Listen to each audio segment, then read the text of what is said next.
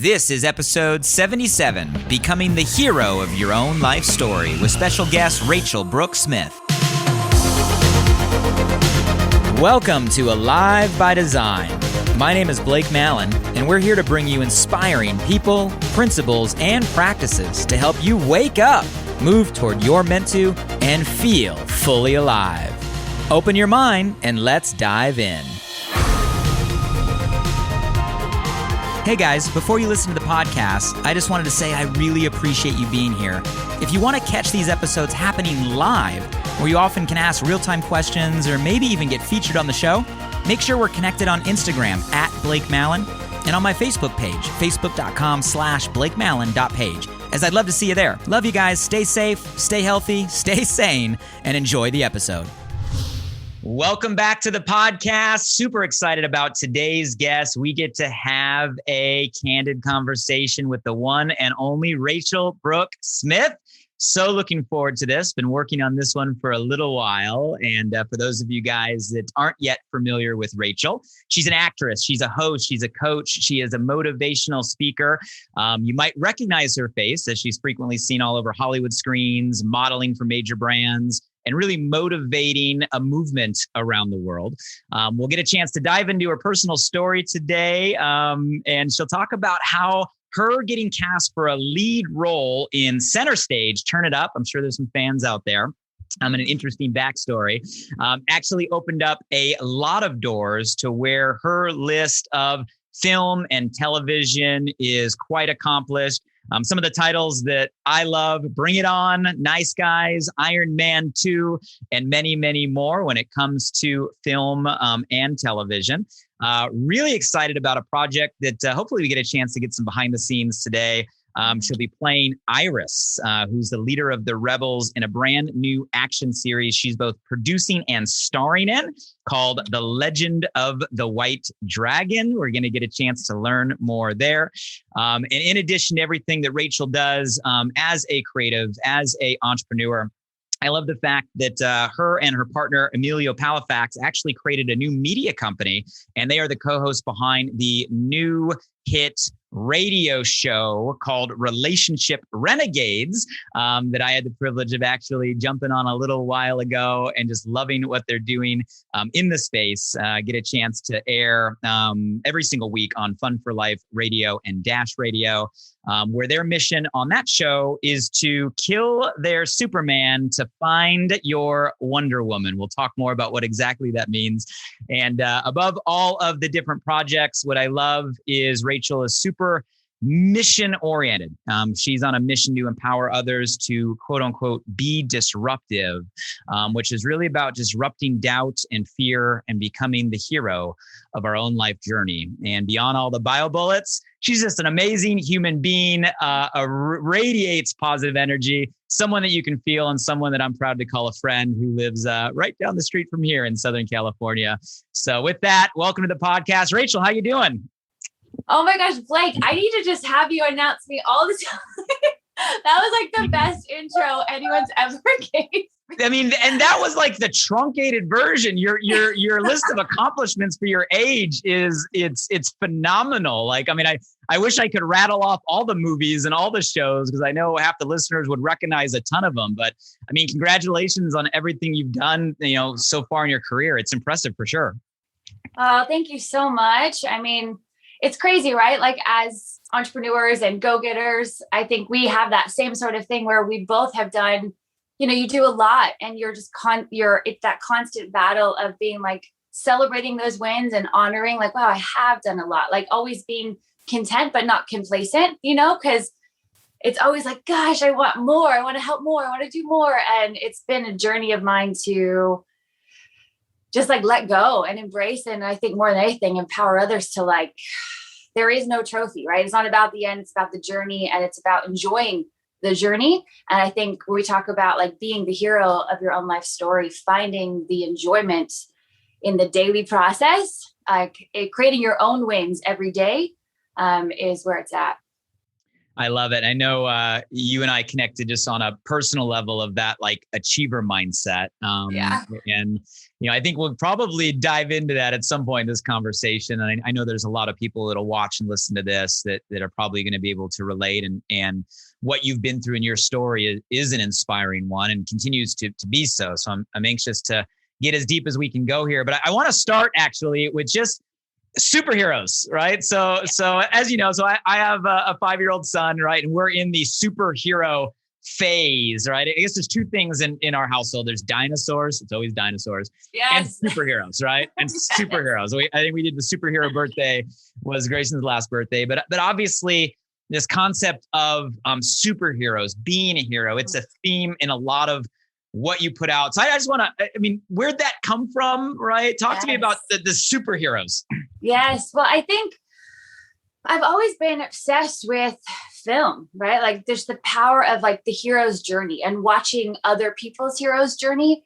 And this realization of how, like, if I can watch somebody's hero's journey on a screen, right? In any sort of capacity, whether it's a YouTube video or a film, something that really showcases like someone being in a space of like doubting themselves, right? Because all heroes do that. Like they don't think they're capable. They don't know that they have it in them, but they have something that's like maybe I could do it, and then that hero's journey of going through like the rough and the ragged and the challenges and the ups and downs, and then figuring out a way to overcome and to create probably something better than they ever imagined. And I think just from a young age, we'll talk about probably my story with Center Stage and what happened, but I was always like, I want to do that, like I want to create those kinds of stories because they just changed me as a little girl. And they helped me go from feeling super insecure and afraid and confused and lost and alone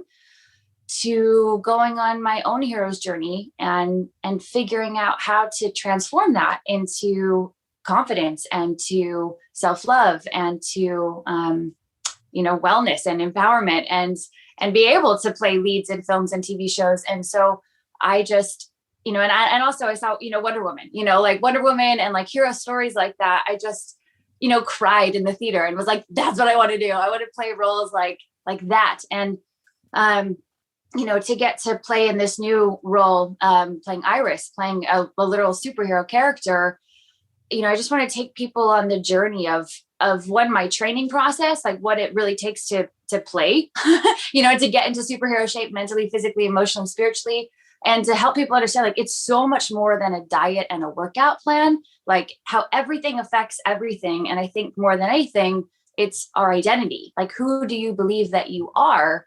And why do you believe that? And where did that come from? And how can you adapt it so that you begin to believe something a lot more, that you are that hero, that you can be that hero, no matter what you've been through, no matter what anyone's told you, it's all just stories, and that we are the writer, the director, the actor, the producer of our own film. And it's just like, what story are you going to create? What character are you going to play? And I hope we all just choose to step into that hero character.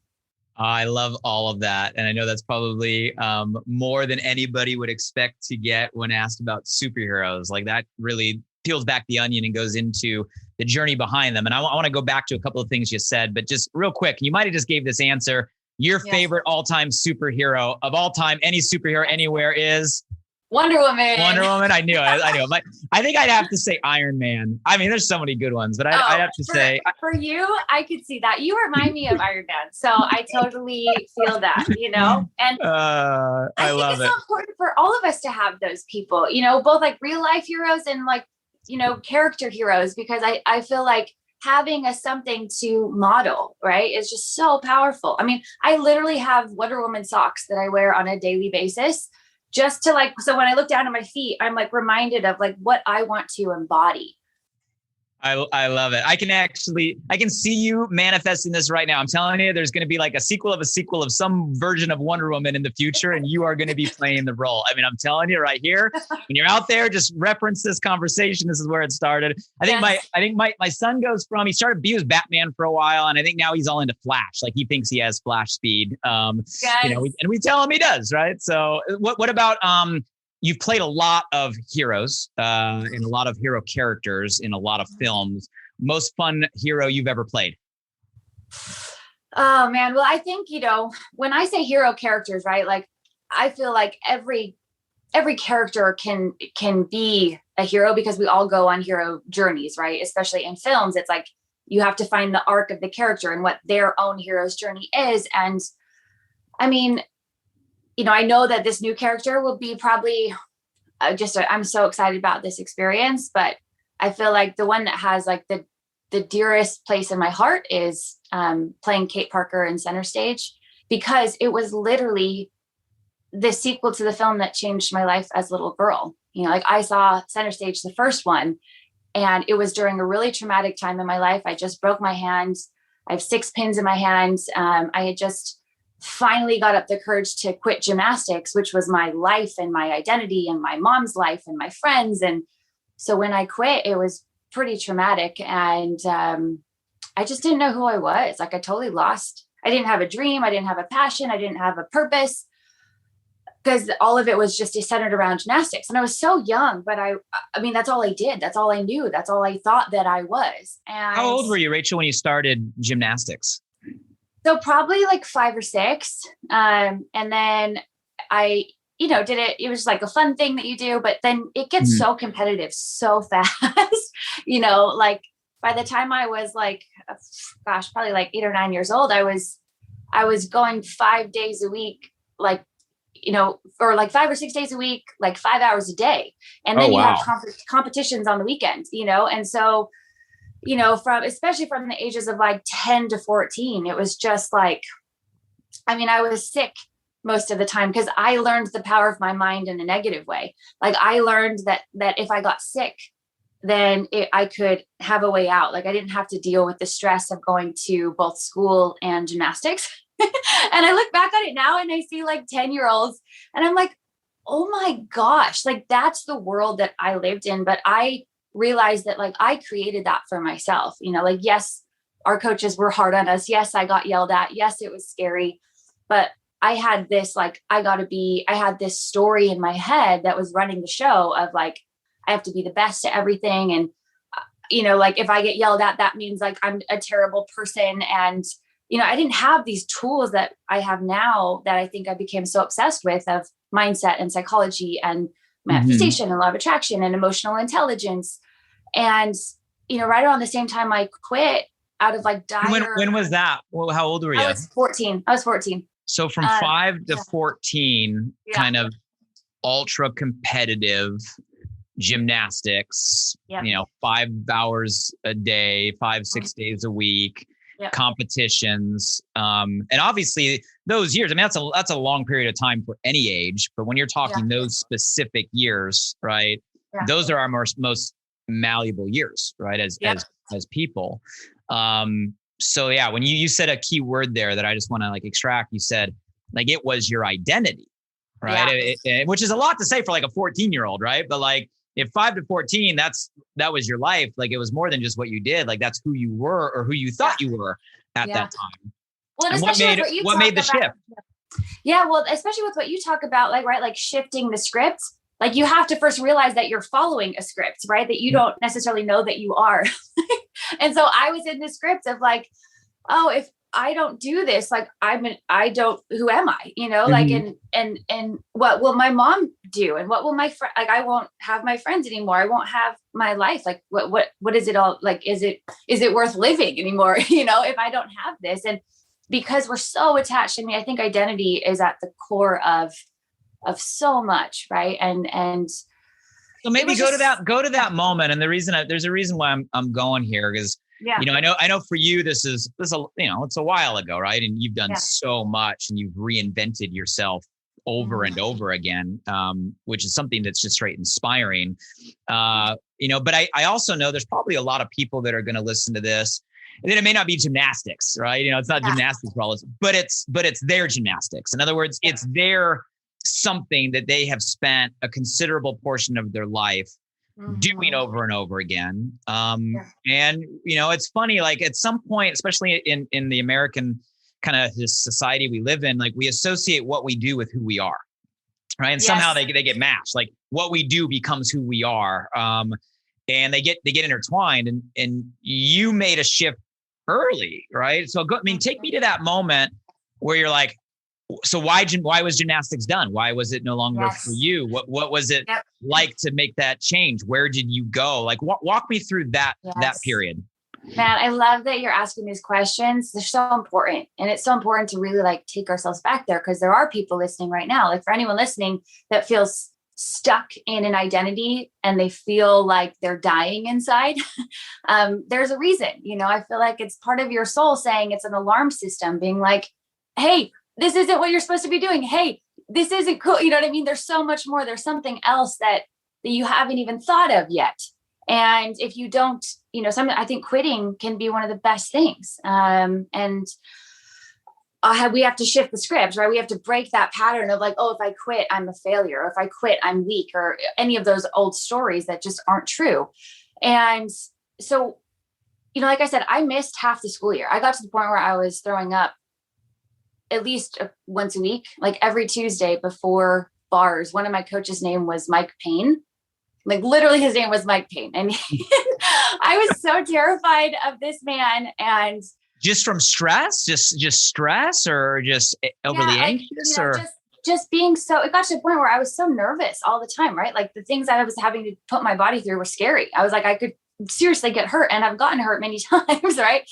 And I remember a specific story where like I was learning how to, do handstands on the bars, and he was, spotting us, and basically it was like, I didn't point my toes. And I still remember to this day, him throwing me off the bars and just being like, you didn't point your toes. Like, you'll never do that again. Just yelling at me. And this little girl just like looking up and being so scared and just terrified. And, for all coaches out there listening, one, we don't know what we don't know, but just know that you have so much power over the people that you're coaching. Like they really, especially if they're children, they look up to you. They are forming who they think they are. And it's so important to lead with love and empowerment and support, and everybody learns differently. And it's important to know who you're coaching and how they learn best. And anyways, basically I really feel like I got to the point where I wanted out so bad, but I didn't have the courage to do it. And because I knew I was so worried about disappointing my mom, like she was my best friend, and I knew how much it meant to her. It was where all her friends went. It's where we did every day. And she was like my biggest support system. And even when I was throwing up in the bathroom before practice, I think she didn't know what she didn't know. She was trying to teach me resilience, right? She was trying to teach me that I could be strong and figure it out. And I would stand in the bathroom just throwing up, really as a cry for help, like I was so scared. And I didn't want to do it anymore, but I just couldn't. I thought if I quit, it would be the end of the world. Like I thought if I quit, then it would mean that I wasn't good enough, that I wasn't strong enough. And I just felt so trapped, and to anybody listening that feels it's hard, it's so hard to quit a life that we think that we are. And it got to the point where I think my soul wanted out so bad that I pretty much created an experience, or manifested, whatever you want to call it, where I shattered my hand. Like I was at a competition. It's actually the best competition I ever had. And this is what's weird about our unconscious mind, right? Like it works in very mysterious ways. So I was winning. I was like having like the best competition of my life. I could have won the whole competition. The last event, I had the best warm up ever. And on beam, you get like one, it's called a final touch. And I threw a back handspring and it felt way off. And I was like, whoa, this isn't, I got to do it again. And when I did it again, I just shattered my hand. And you could literally hear the crack from across the auditorium. And my coach basically, I still remember like getting off and just like crying. And I knew how bad it was. And my coach at the time was like, Rachel, sometimes knuckles crack. You need to get back up on the beam and finish your routine. Oh, wow. And I was like, okay, and then I tried to do a cartwheel on the floor. And I just fell on my head. And I didn't have any, my bones were shattered. And then my other coach saw and pulled me from the meet. And then I had to, fly with a broken hand. It hurt so bad. And then they finally, took me to the emergency room and had to have surgery. And then I was out, for 6 months with a cast on my hand, and I would go to practice all the time, just to condition. And then when it finally got up to the time when I was healing and getting better, every part of my being was like, I can't do this. And finally had to go to my mom and tell her. And, I love my mom with all my heart. And I just think the biggest thing to understand is that people don't know what they don't know.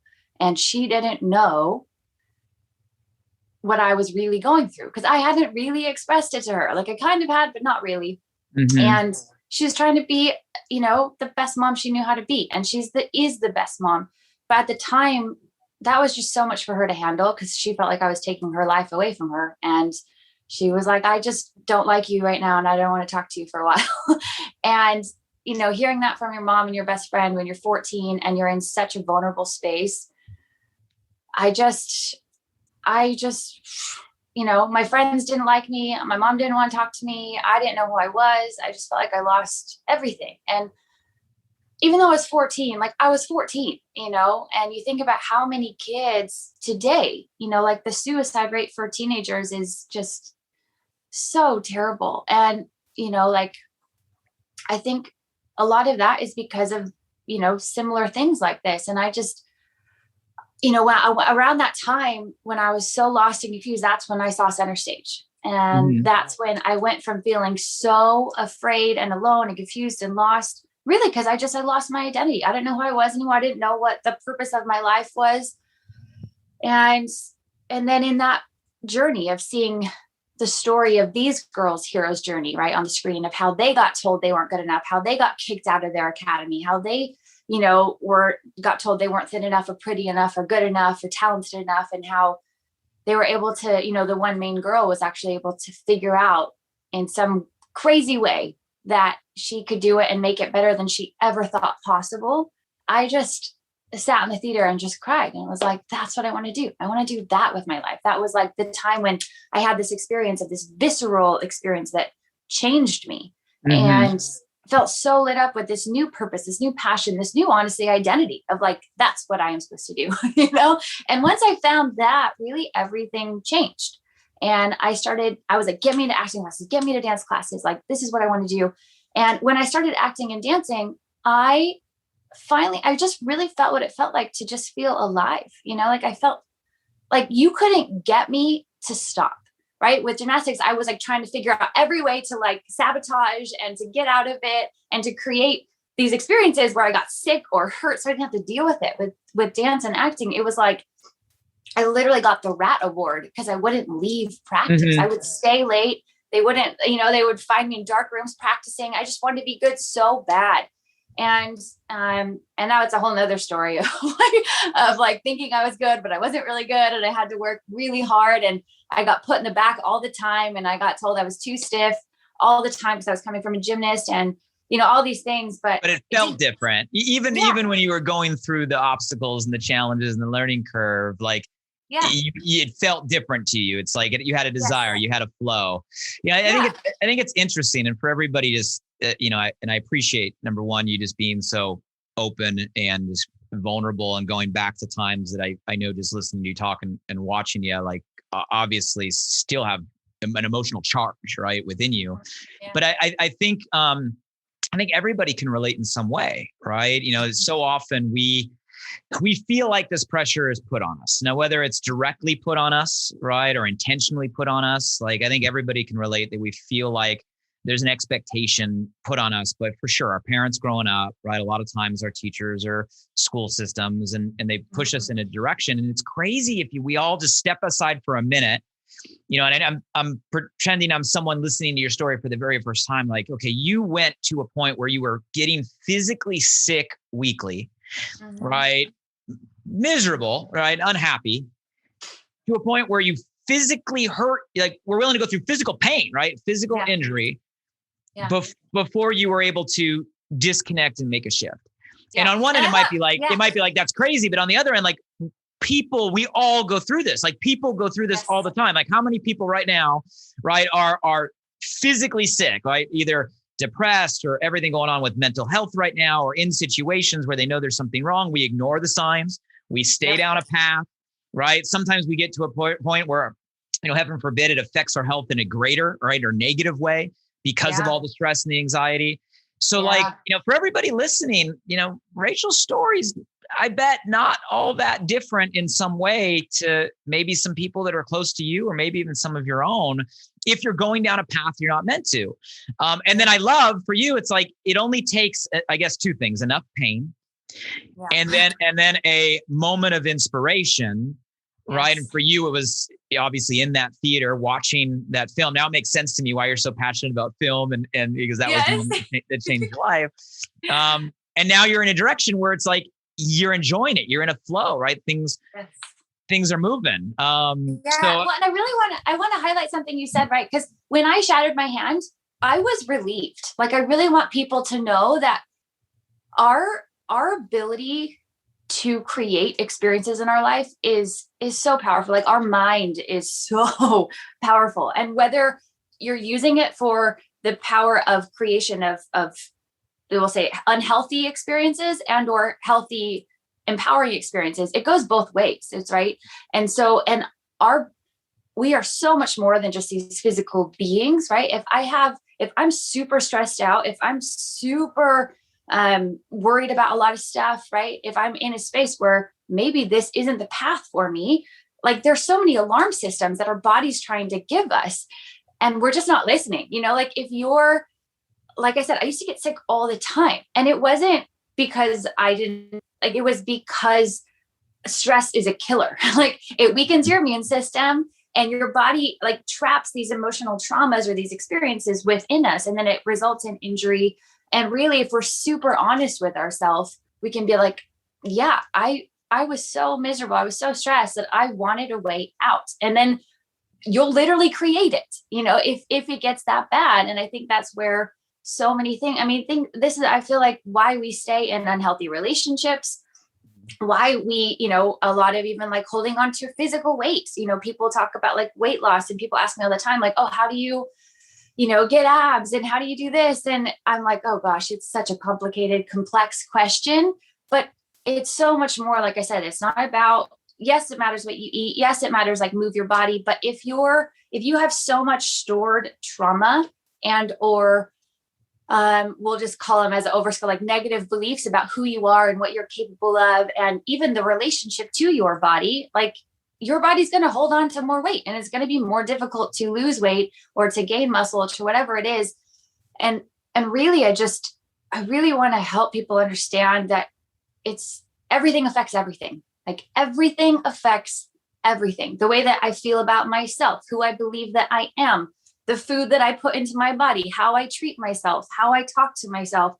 And really, so much of why I'm so passionate about Relationship Renegades is because so much of it is like the relationship to yourself, and I never got taught how to have a good relationship with me, right? Like, my self-talk, my self-judgment, my self-criticism was terrible, like terrible. I never learned how to support myself, how to encourage myself, how to love myself. Even after I created really powerful, amazing things, right? I learned so much, like, after I saw Center Stage, and I also came across this book called As a Man Thinketh. And it was, it was same time, it was like 14. It was right after I saw Center Stage. I came across this book called As a Man Thinketh that really was the first book that I came across. And I didn't even like to read back then, by the way. And somehow I came across this book and was so drawn to it and just became obsessed with it, because I was like, oh, your thoughts matter. Like, it matters what I think about, and it'll affect the way that I feel, and it'll affect the way that I think about myself and the world around me and what I can create in the world.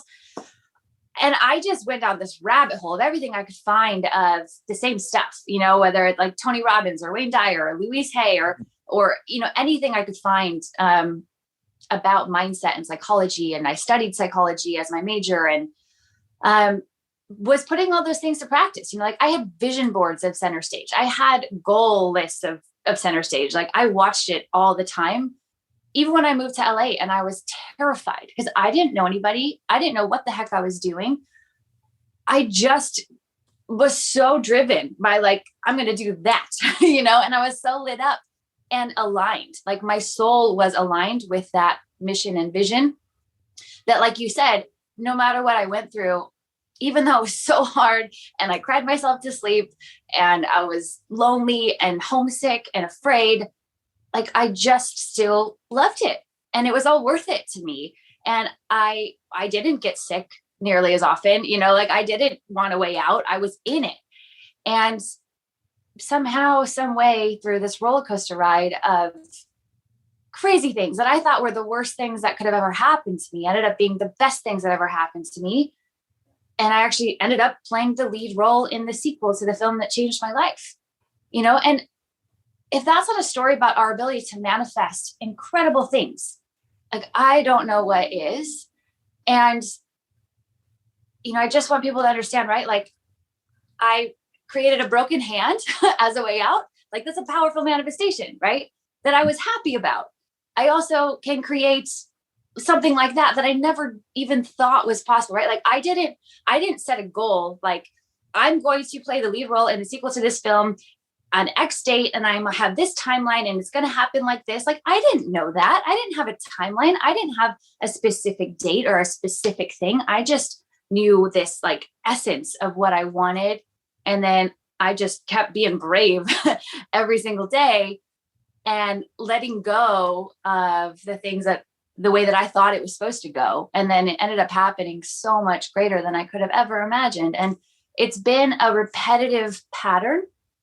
Like even Bring It On, right? Like I obsessed over Bring It On, the first one, when I was a kid, like loved it, watched it all the time. Like, and I never thought in a million years that I would play the lead in the sequel in one of the follow-ups to Bring It On. But somehow, some way, it was always in my consciousness. It was always something I was kind of loving and working towards and embodying. And then it like appeared. Same thing with this new film, Legend of the White Dragon. I loved Power Rangers growing up, like loved it. And never in a million years did I ever think that I would play a role in like a follow-up series to that. And so I guess the biggest thing I'm trying to say is that I think so much of goal setting is flawed. People say like, oh, you need a specific date with a specific timeline and like, like the more specific the better. And I just don't agree, because I feel like we limit ourselves with that. Like, yes, I think it's important to have goals. Yes, I think it's important to, have daily like action items and like, just like, what do I need to do today? Like, what is one thing I could do to get one step closer to my, the vision? But then literally let go of what how you think it's supposed to go, because it's not going to go the way you think it's supposed to go.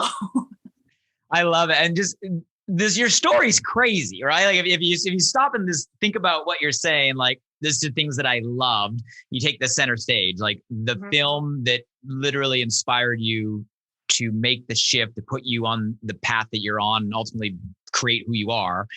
A couple years. What was the time frame between the first film and the second film? Do you know? So yeah, I was 14 when I saw Center Stage, and then I was 19 when I played. So in 5 years, right? Yeah. So in 5 years from the film that motivates you, 5 years later, you're literally the lead in the sequel of the film that was the catalyst to change your life. Like, it's crazy, but I believe it 100% because I see it all the time. Like there is power in intention. I don't care what you want to call it, right? I know there's the movie The Secret, and I know there's, also the science-based and, attraction and magnetism and thoughts are things, whatever label you want to put on it. You can't deny that there is power, right, in the intention out there. Yes. So I believe it 100%. Let me go back to maybe some of the lessons you grabbed or the tools you've developed to help still get over the stuff, right? Because we all know the reality. Okay, we know you were in a place where you wanted out, right? And you went through you went to that rock bottom, and you wanted to go a different direction. You found a direction that you felt was right, which I think is the starting point. Like this feels right. But we all know it's not like an instant shift, right? I mean, you still got to deal with, oh man, what's mom going to think, right? Oh, what's everybody else going to think? Oh, I got to have a whole new friends and environment. So all this kind of like fear, I'm sure, doubt, I'm sure, insecurity, I'm sure, right?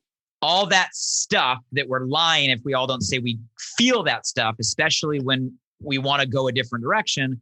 What lessons have you found valuable, or maybe tools or beliefs, anything that kind of helps people when they're going through the mud, right? When they're going through the transition, when they're making the shift?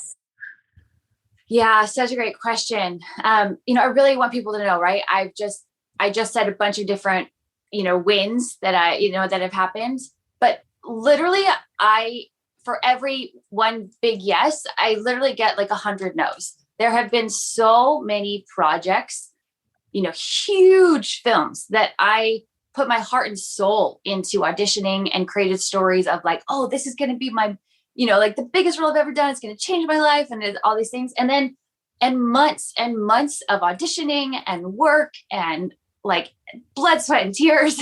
And then I didn't get it. And I was devastated, like even on the road to like, even from 14 to 19, playing, on that journey.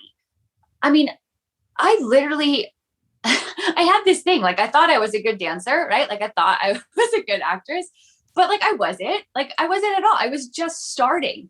But for some reason, I had this identity somehow, some way. Maybe it was the movie Center Stage and that visceral, again, I keep saying visceral experience because I think like we're not human thinkings, we're human beings. And what really changes us is those visceral experiences where in an instant, like we literally have we consciously and unconsciously almost create a different identity for ourselves. And, I thought my path was going to be, I'm going to get into this college and they had the best theater program. They had the best dance program. Like I worked my ass off all through high school. Like I was student body president. I was captain of the dance line. I had a 4.0 GPA or 3.9 GPA. Like I had everything that you would think to get into this dream college. And I didn't get in. And I was devastated. Like when I say like, I couldn't get out of bed for like, I don't even know how long. Like I just cried all the time. I thought my life was over. I was like, that was the plan. I didn't sleep all through high school because that was what I was going to do. Then I was going to do that college. And then I was going to go to LA or New York or whatever. And really, and be in film and TV. Well, that didn't happen. And that's why I said, I feel like one of the biggest things is letting go of how you think it's supposed to go. And really like understanding that this quote unquote, like rejection that we all kind of have this fear around, or hearing no, to flip it, right? I talk about like being disruptive or like disrupting doubt and fear. And it's all just stories, right? Like if I really can wire into my being that like, hey, no does not mean no. Like no isn't a bad thing. No is a one step closer to the yes, right? Because if I know that, okay, I have to get about 100 no's before I get to a yes, then okay, let's go through them fast. Let's get through them, and let's not attach myself to this is the way it has to be. Because another thing that I'm really passionate about disrupting is pain and suffering, honestly, right? Like whatever word you want to use for that, but to understand that we have this story around pain or suffering, that it's this like terrible, bad end of the world thing. And if we're really honest with ourselves, like some of the best things, the greatest lessons we'll ever learn is through pain. Mm-hmm. Right. And so if I can disrupt my perception of pain, and when I feel it or when I'm around it, I can ask for the lesson, right? Like I used to suppress and deny and run away from uncomfortable feelings. Like I just want to be happy. I just want to be happy. I don't want to feel sad. I don't want to feel pain. Like I just need to be happy. And that was the script that was running my show. And it was not good. But once I learned how to embrace uncomfortable feelings and ask for the lesson, right? So, okay, anxiety, okay, fear, okay, insecurities, like, I'm glad you're here. Like, what are you trying to teach me? And then get really good at trying to learn the lesson real fast, like writing down, like having some sort of journaling practice or writing practice is like one of my like core things that I feel like has really helped me get out of my head so much, because I just I call it the spinning wheel of death, right? If you ever get in that spinning wheel of you're like, well, why did this happen? And how come it didn't work out that way? And what if they don't like me? What if I'm not good enough? And you know what I mean? Just getting all that this bullshit out of your head and just onto paper so that it doesn't just consume you. It's just really helpful. But just disrupting the perception of pain or of challenges that, or no, you know what I mean? It's just like, how can I get to it faster? How can I learn the lesson faster so I can just move on?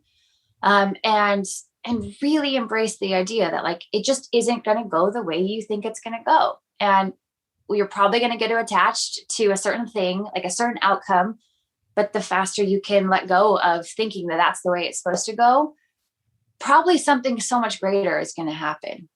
I love that. And I love how you chose to reframe the hero's journey, right? Mm-hmm. So like, you know, most people, when I say hero, or like I ask you a question of superhero, we think superheroes and powers, right? And victory, you know, but what you and how you answered the question, it wasn't even about that. Yeah, that's part of it, but it was about what they have to overcome. It was about their villain. It was about the antagonist. It was about everything that the hero had to go through. And, you know, that's an interesting perspective because most of the hero's journey in the hero movies, it's not about the victory. That's what happens at the end in 30 seconds, right? The whole movie is about what they got to get through and all the crap they got to get through. So I love the way you take that, and like, that is why you're attracted to this kind of theme in your life and how we can all be the hero. And it's not about where we get, it's about what we overcome in order to become, right? Yes.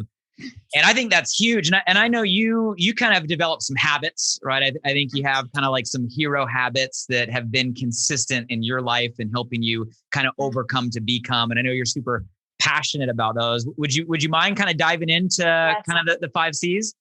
Yes. So I call these the 5C hero habits, right? Because we often get told and think about habits as these physical actions, right? Like I have a habit of exercising every day, or I have a habit of, whatever it is. But really where habits I think stem from is more so what we think about all the time. And that this power of choice, right? Like the power of choice is one of the greatest gifts that we've been given as humans. And I think we just don't realize it. Like I have the power of choice. We talk about superheroes, like it's a superpower. Like imagine if you lived in a world where you didn't have the choice to choose. Like you couldn't choose differently, right? And even with Relationship Renegades, we chose Renegade for a reason, because it was all about like choosing different and being aware of this power that we all have of choice.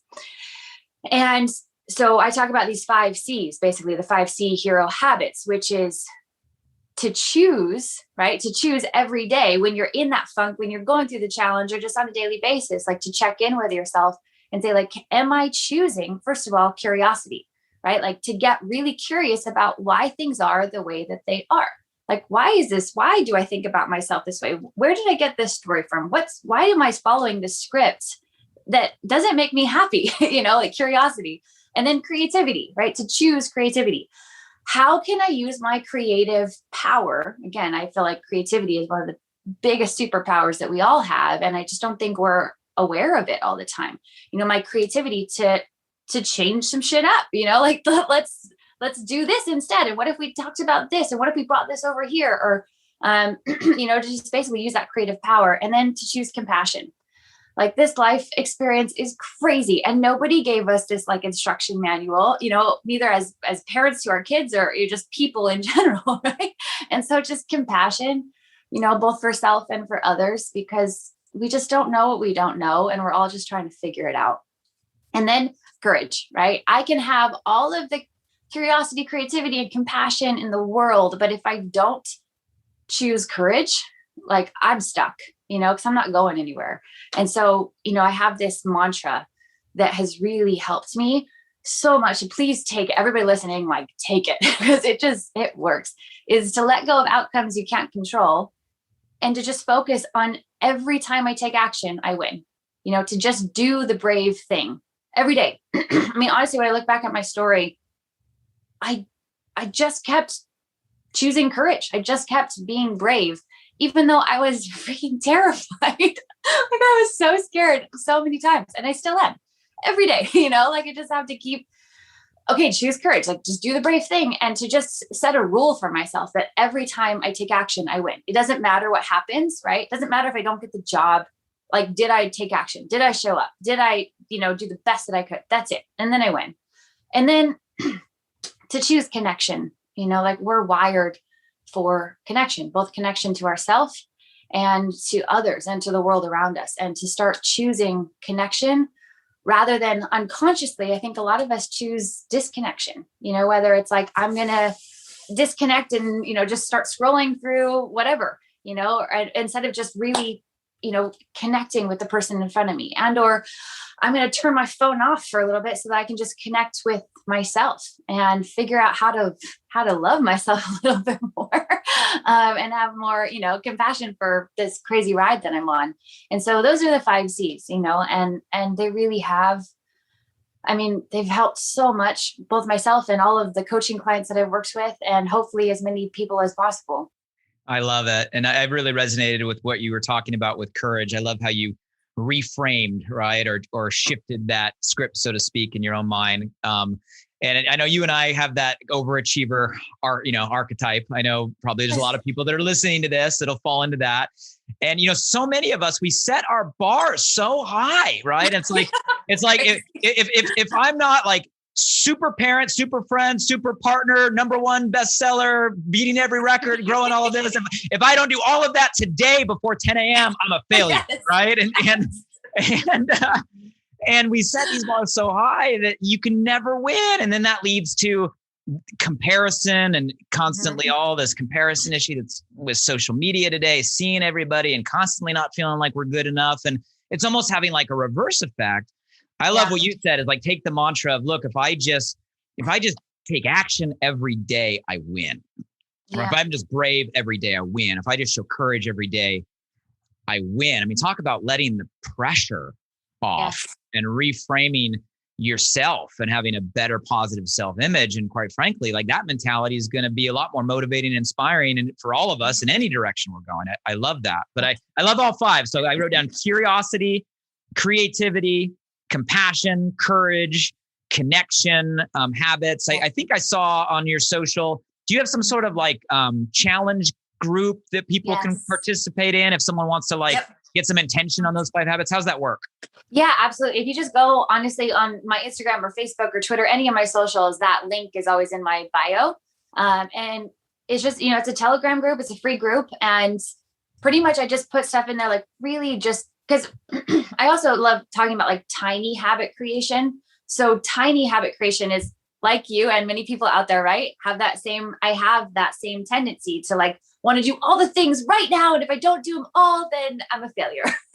And that sucks, man. Like that, again, that's a choice we all have. Do you want to stay stuck in that script, or do you want to choose different?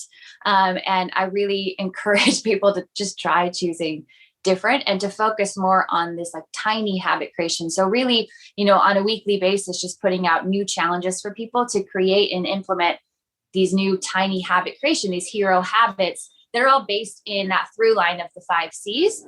But like I put out a challenge the other day of like, hey, the challenge of the day is to call 2 people a day and tell them that how much you love them and how grateful you are for them, because literally tomorrow isn't promised. We don't know what's going to happen. And if we can lead with love and let people know that we love them, like that is such a hero habit to me. And then, everything from like mindset to physical, right? Because I'm really passionate about everything affects everything. So, when we talk, I want to make sure that I'm doing challenges in all different quadrants of life, whether it's mental, physical, emotional, spiritual.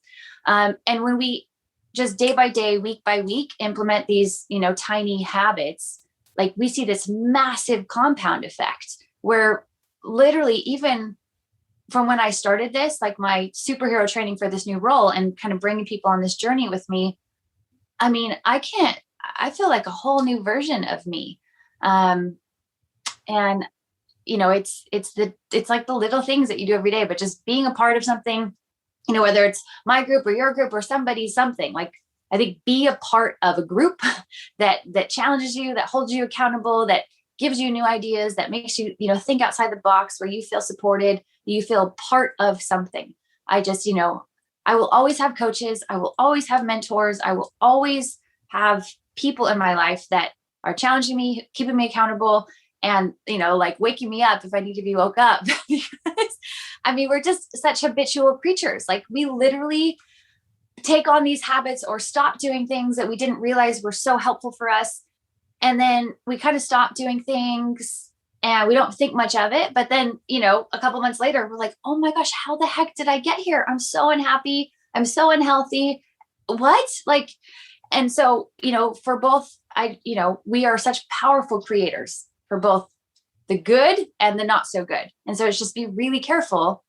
Again, who are you playing? Like what character are you playing today? Are you playing the hero? Are you playing the villain? Are you playing the victim?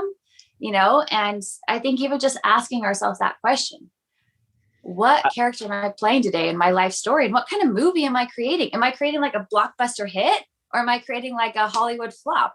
Because like you said, heroes are going through the craziest challenges ever, and everything's blowing up in their face and people are trying to kill them. And and things aren't going the way they thought that it would, but it's like what they do when that happens that matters, right? Like imagine if you went to go see some like superhero movie and everything was going wrong, blowing up in their face, and then they were just like hide under a rock and cried and been like, oh, I can't do it. This isn't the way I thought it was going to be, and I'm done.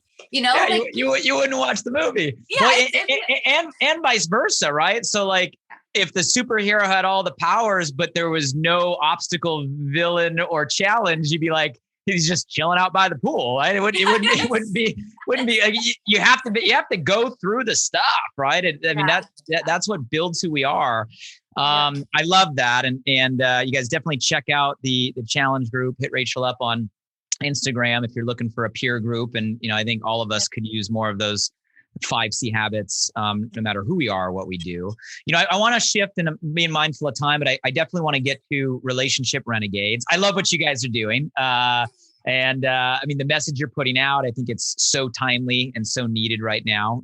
Thanks again for having me on the show. That was super fun. Yes, thank you for being on. And, I guess congratulations as well. I love that you're doing it with your significant other, with Emilio, newly engaged, right? Newly engaged. Yes. So congratulations. Thank you. I love the whole mission behind the show. And I love how you guys talk a lot about relationships in all capacities, right? So it's not just a significant other. Obviously, that's a huge part, but relationships with ourselves, relationship with our significant others, relationships with those of us around us. And I think you and I share the belief that's core. But I also know you talk a lot about toxic relationships, right? And how if you have toxic relationships in your life, right, they may be literally sucking the life out of you and helping people kind of make that shift. Maybe elaborate on why that's so core to your guys' message, and any tips you want to give if we have those in our life. Yeah, no, it's super important. Here's the thing, right? So, from a young age, I created some really cool experiences in my life. And what I found was that I mean, yes, it was amazing. Yes, it was like, oh, I just did my dream come true.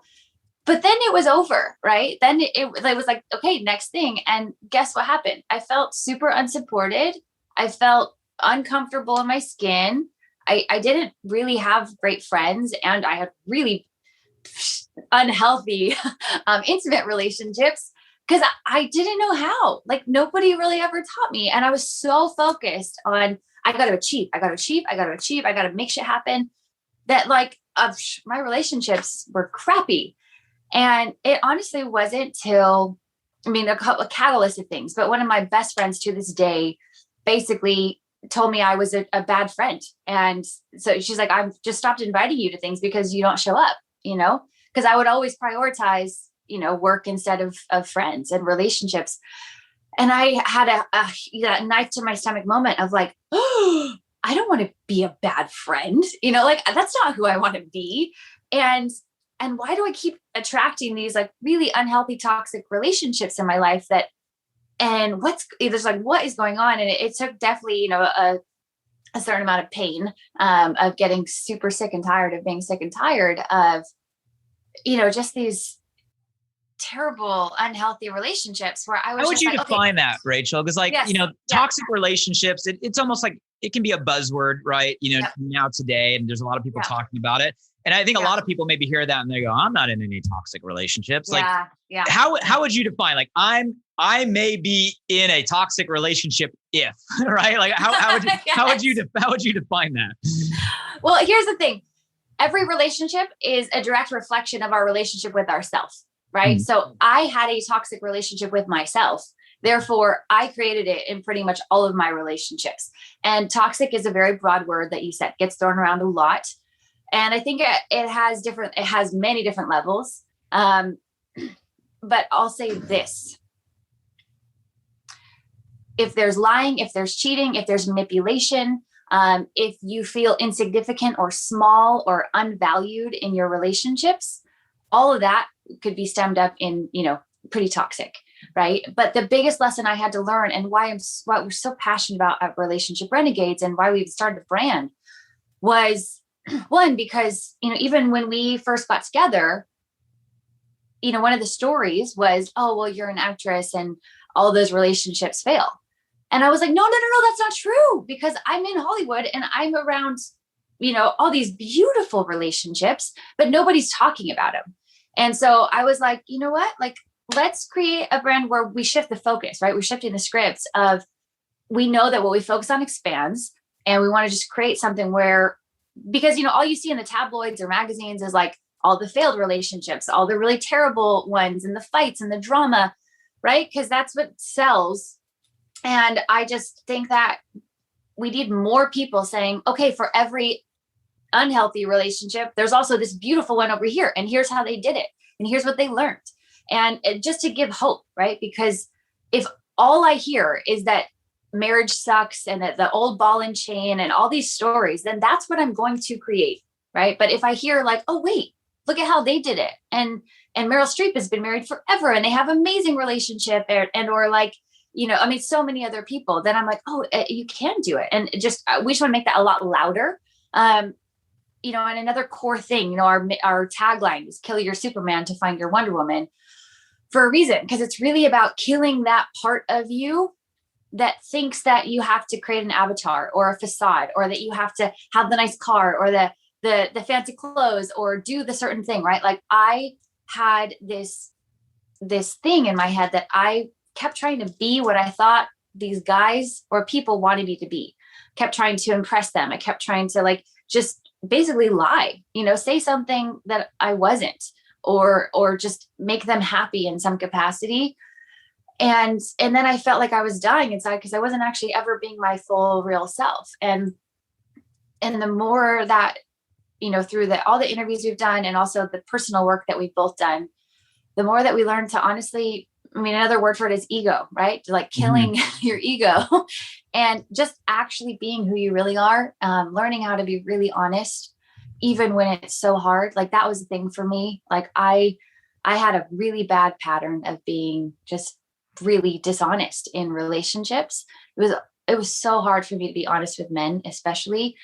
And I had to do so much work to figure out where that came from and why that was. And it really actually all stemmed from childhood patterns, right? Like I picked up a pattern that it wasn't safe to be honest with men, because I never really felt comfortable telling my dad the truth, because I felt like he was always going to yell at me or judge me or get in trouble. And so I was like, oh, if I just hide the truth, then I can get what I want, right? If I just hide the truth, then they'll love me.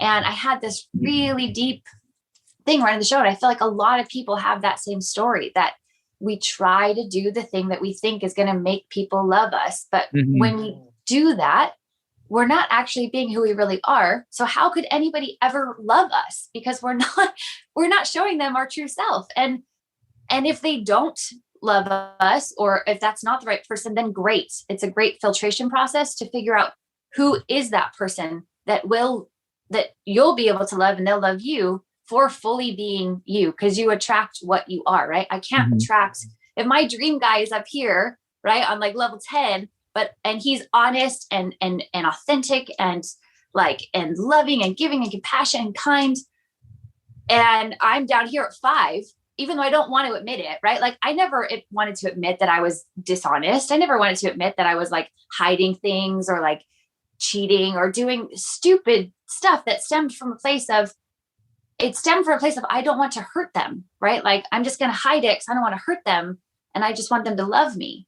But in reality, what that does is make things so much worse. Like I was creating that toxicity, and it was mirrored back to me, right? It's just always this kind of perpetual thing. So I could go on forever about this topic, but no, I think you just cut to the core, right? I mean, at the end of the day, all of us, right, should want and deserve to be in a relationship with somebody, and not just a significant other, but for sure, but also our friends, right, our family, people around us that love us for who we really are, not love us for us trying to be who we think they think we should be, right? Or right, love us for what they think we are because we're pretending to be something we're not. And at the end of the day, that's it. Is we need people around us that love us for who we are. And I love how you went even a layer deeper than that. It's not even about them loving us for who we are. It's us loving us for who we are.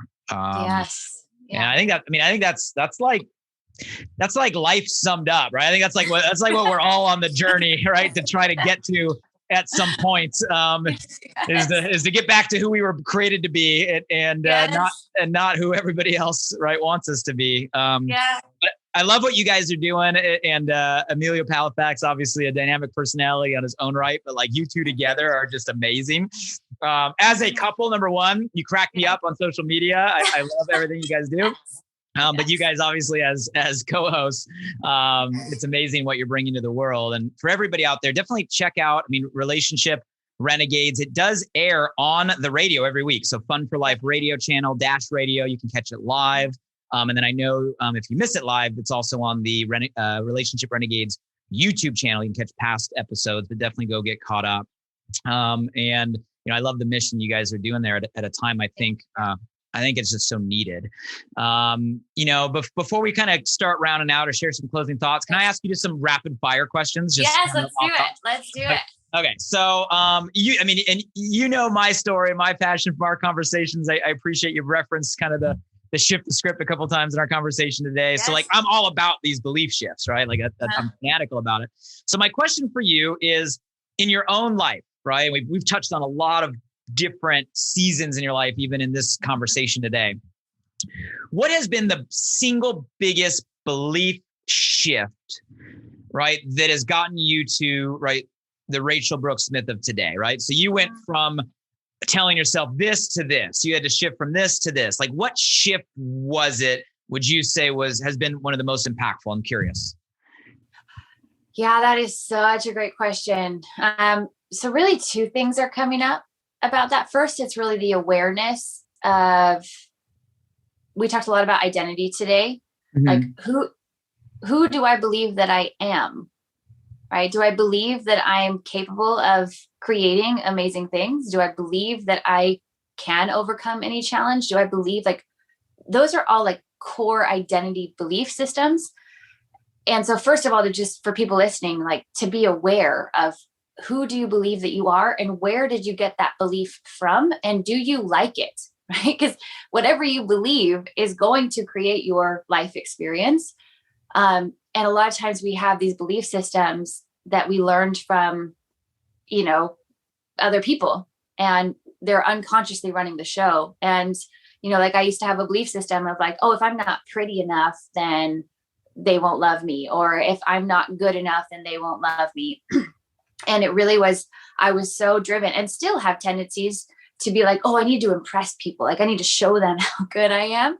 And that is stressful. Like, that is freaking stressful.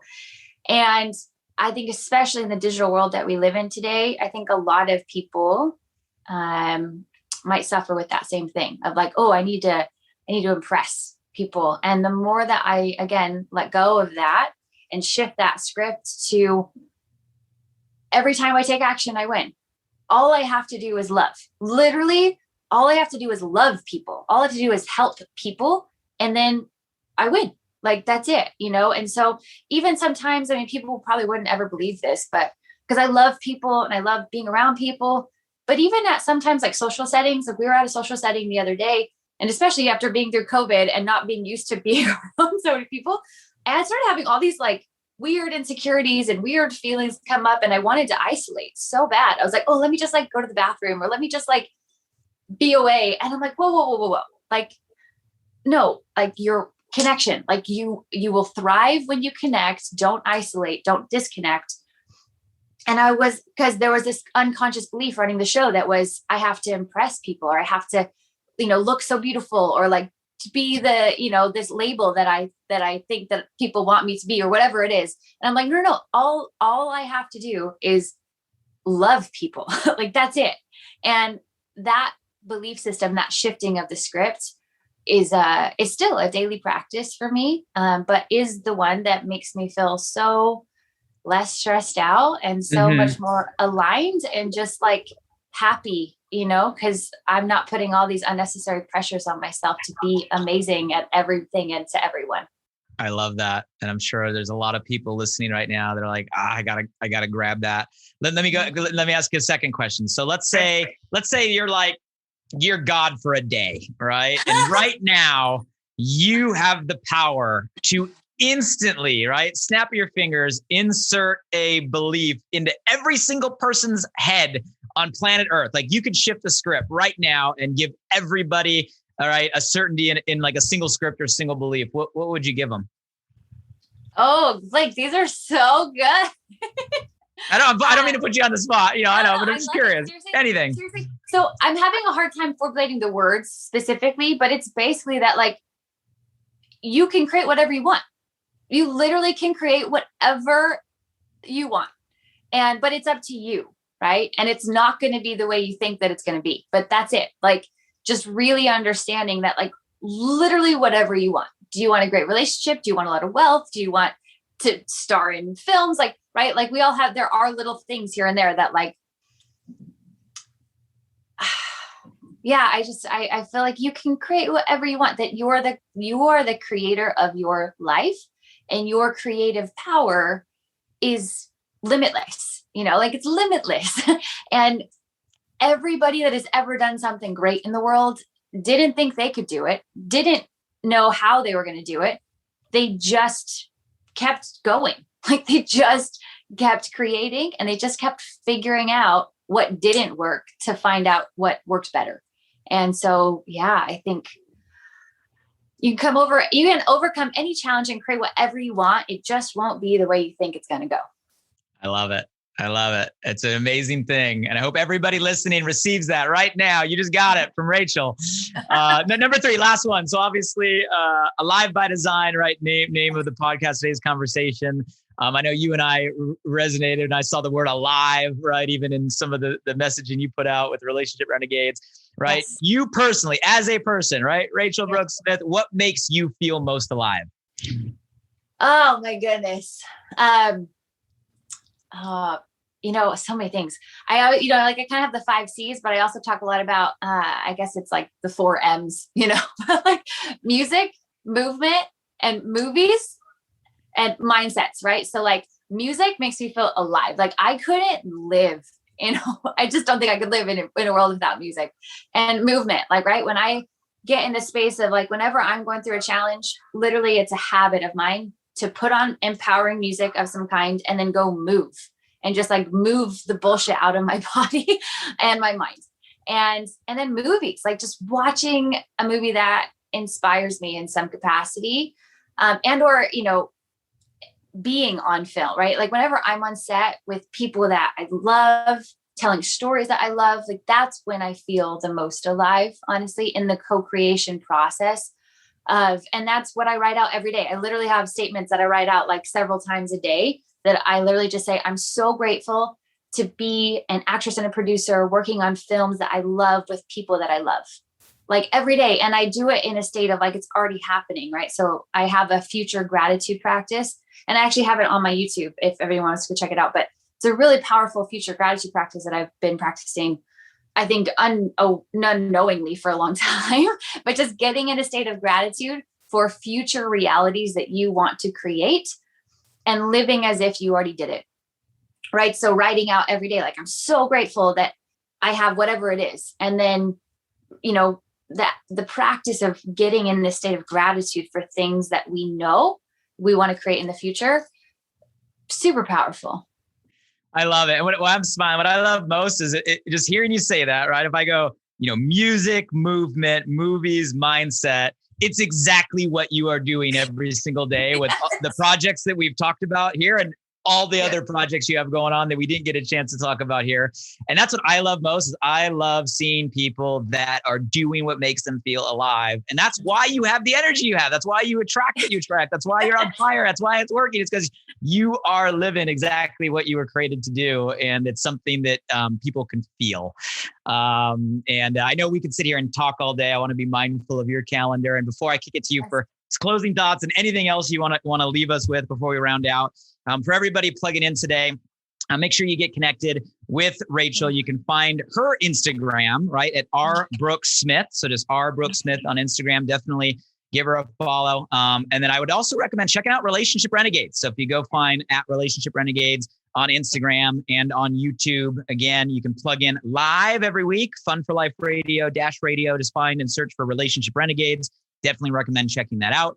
I heard Rachel give us all an invitation that if you need a peer group, she has a challenge group going focused on the 5C hero habits. So hit her up on her Instagram, go to her link tree or bio, and you can get added. If you're looking to raise your standard or find a group that can help you elevate, definitely recommend plugging in.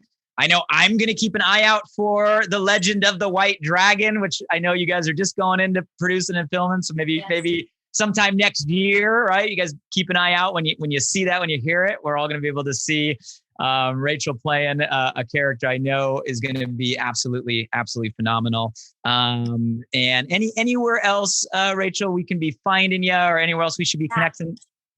No, I think that's really the best place, just like subscribe on that, on the link in my bio, it has all the different things there. And The Legend of the White Dragon, probably won't be out for, to at least the end of this year and or beginning of next year. But I do have 2 other films that are coming out as well. One's called The Method and one's also called Alien Country. Both some of the work that I am most proud of, and just so grateful to have got to play those characters. Just super, super excited. I really do. I'm on a mission my mission is to love and to help. And so if you need love and you want help, please ask, and please, come hit me up. And I'm very active on my Instagram, and DMing is, literally just DM me. And especially if capital words, help or hero or whatever it is, that's really helpful. Cause I get a lot of them. And so then I can really, or just say, Blake's podcast so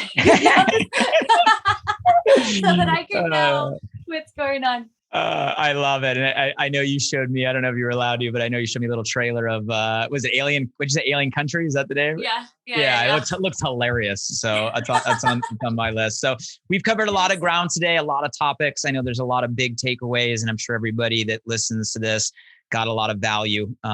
Is there anything that you want to leave with us? Just kind of closing thoughts, anything on your heart, on your mind before we round out today's conversation? Yeah, I just, to everyone listening, if you are going through a challenge right now, right? If you are stuck in an identity or life that you're not happy in, just know that you can change it. It's not going to be easy. But it's so worth it. It's so worth the work. It's so worth the time, and it's so worth the energy, right? Because time's going to go by no matter what. And you're either going to be stuck in a life that you hate, or you're going to change shit up and you're going to create something that you love. And no matter how hard it is, it will be worth it. And, just to know that you can do it, you can overcome the challenge. You can be the hero of your own life story, no matter what you've been through in the past, no matter what you've chosen before. There is always an opportunity to choose different every day. And you're literally one decision away from a completely different life, especially if you just keep making that decision every day, right? It's just, you're so much more, I always say you're so much braver, stronger, smarter, than you'll ever know. And you're more, I also believe we're more supported than we know. Right. And I really believe there is magic, there's love, there's support all around us. It's just, are we open to it? Are we willing to see it? Are we willing to ask for help? Are we willing to look at all of the beautiful small things that we have in our life and get so grateful for everything that we do have, and know that the more we live from that space of gratitude for the challenges, for the hardship, for the wins, for the people in our life, and for everything that makes you who you are, the good, the bad, and the ugly, the more that we just learn to honor, to respect, to allow, to forgive, that's when you really do become the true hero of your own life story. I love it. Well, you gave me chills. I got that visceral feeling. And I'm leaving today's conversation ultra inspired. I took a bunch of notes here as well. And I hope everybody that gets a chance to watch and listen does the same. So guys, if you got something from today, hey, we're doing this for one reason and one reason only, and that's to go inspire, to make an impact, to make a difference. So if something resonated with you today, shoot Rachel a DM, let her know. Shoot me a DM on Instagram. Let us know. We want to know what you got out of our conversation. And now you have a gift you can give. If there's someone that came to your mind or your heart that said, man, they really, really need to hear part of what we talked about today. Maybe they're in a place where they need to make a shift. Maybe they're in that place of pain or looking for that moment of inspiration, right? They know they need to go a new direction. Maybe they're in a toxic relationship. Maybe some of the things we touched on, you now have a gift in today's conversation you can give. I guess sometimes that's all it takes to help somebody over the patch that they're in. So please feel free to share this with as many as you can. Rachel, you are a rock star. Thank you for your time today. Thank you for your energy. I know your schedule's crazy, and thank you for everything you're putting out into the world. I look forward to continue to watch your rise. And this conversation was great. Maybe we'll have you on again in the future to follow up with some of the projects that you have going on. In the meantime, guys, hey, here's to shifting our script, right? Stop chasing the supposed to. Let's move to our meant to. Let's do the things that make us feel most alive. Thanks everybody for plugging in. Hey guys, one last thing. I'm super excited that this new podcast, Alive by Design, just went live. You see, I designed the show to bring you inspired thoughts and fascinating conversations with the world's most impactful people, to provide transformative principles and practices to help you wake up, move toward your meant to, and feel fully alive. And I'd love for you to help me spread the word now. Simply subscribe, rate, and review the podcast on this platform right now. So if I've ever given you value, please do me this personal favor and go subscribe now. And if you found today's episode helpful in any way, make sure you share this with at least one friend today. You have the power right now to change someone's day. So send them a text message with a link to alivebydesign.com, or simply copy and paste the link right from this podcast platform. Who's one person you know right now that you want to see succeed, that you want to see grow, that you want to see feel more alive? Shoot them a text with your largest takeaway from today and be a light in their day. And if you were referred here by a friend, make sure you shoot them a text back and say thank you. I'd love to hear from you directly on what you got from today's podcast. So if you're up for it, drop by my Instagram @BlakeMallon and shoot me a DM. And as always, thank you for showing up.